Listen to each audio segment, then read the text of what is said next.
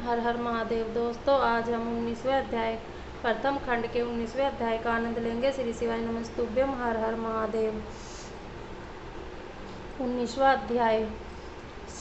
शिवजी ने विश्वा से कहा, अब इस तपस्या को छोड़कर अपनी इच्छा अनुसार वर मांग लो। यद्यपि यह सदाशिव के उच्च स्वर से कह रहे थे, परंतु विश्वा ध्यान मगन होने के कारण शिवजी के शब्दों को नहीं सुन सका। तब शिवजी ने उसके हृदय से अपनी मूर्ति हटा ली। दिक्पति ने उस समय आश्चर्यचकित होकर सब अपने नेत्र खोले तो देखा कि शिवजी अपने पूर्ण स्वरूप से, जैसा कि वह सुन चुका था, सम्मुख खड़े थे। उनके वामांग में पार्वती खड़ी थी। यह देखकर वह अत्यंत प्रसन्न हुआ, परंतु अत्यंत प्रकाशवान तेज को देखने की शक्ति न होने के कारण उसने अपने नेत्र बंद कर लिए। फिर इस प्रकार कहा, हे नारद, मुझे आप अपने चरण दिखा दीजिए तथा ऐसी शक्ति दीजिए जिससे मैं आपके दर्शन कर सकूं। मैं इसके अतिरिक्त और कुछ भी नहीं चाहता हूं, क्योंकि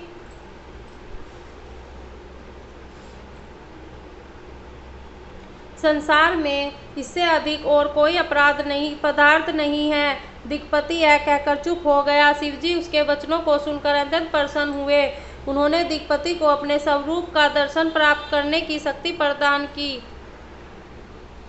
तथा अपने हाथों से उसके हाथ पकड़ लिए। सर्वप्रथम दिक्पति ने नेत्र खोलते ही शिवरानी को देखा और कहा, ये देवी कौन है? इनका बड़ा सौभाग्य है जो ये शिवजी के इतने निकट रहती हैं। इनके पुण्य प्रेम तथा माता पिता को धन्य है।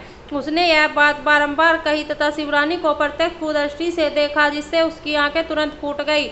उस समय देवी ने क्रोधित होकर कहा, यह तपस्वी कुदृष्टि रखने वाला है, इसी से इसे कष्ट मिला है। यह ऐसे व्यंग वचन कहकर मुझे अपनी स्त्री के समान देखता है। श्री शिवाय नमस्तुभ्यम। हर हर महादेव। शिवरानी बोली, है शिव, यह आपका कैसा भक्त है? यह वचन सुनकर शिवजी हंसते हुए बोले, हे देवी, इसने छल का त्याग कर ऐसा तप किया है जो प्रत्यक्ष है। तुमको मेरे साथ देखकर तुम्हारे भाग्य को अपने से अधिक जानकर इसने सराहना की है। यह कुदृष्टि से नहीं देखता है।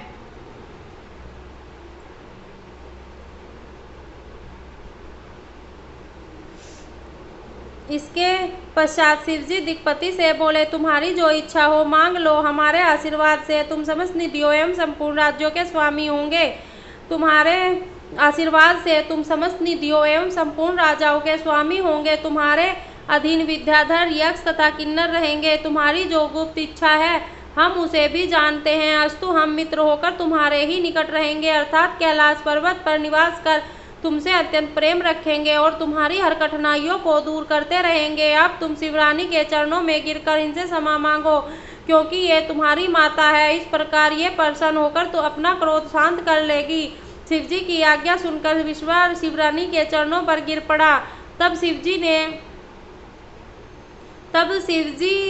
शिवरानी से बोले, हे देवी, यह तुम्हारा परम भक्त है, तुम इसके ऊपर कृपा करो और इसको अपना सेवक समझकर शिवजी की ऐसी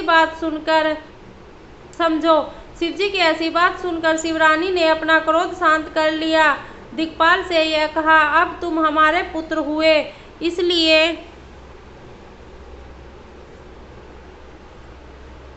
इसलिए तुम्हारे मन में शिवजी की भक्ति सदैव बनी रहेगी। तुमको शिवजी ने जो वरदान दिया वह सत्य है। तुम मेरे स्वरूप की इच्छा करके अपने शिवलिंग की स्थापना की।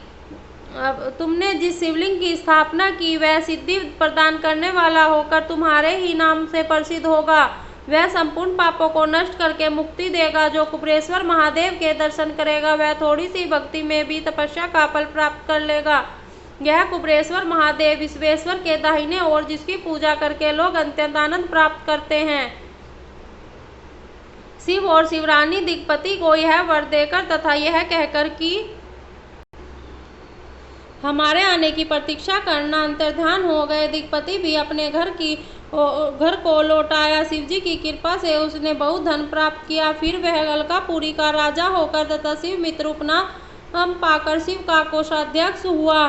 तब से वह सदैव शिव की भक्ति में संलग्न रहता है। अलकापुरी इतनी सुंदर है जिसको देखकर मनुष्य का मन मोहित हो जाता है। हे नारद, मैंने तुम्हें यह विश्वा की कथा सुनाई। कि इसने किस प्रकार शिव जी से वरदान प्राप्त किया। तीनों लोकों में शिव के समान दयालु कोई नहीं है। श्री शिवाय नमस्तुभ्यम। हर हर महादेव। हे भोलेनाथ, अगर मुझसे शिव महापुराण पढ़ते हुए कोई गलती या त्रुटि हो जाए तो मुझे क्षमा करना। श्री शिवाय नमस्तुभ्यम। हर हर महादेव।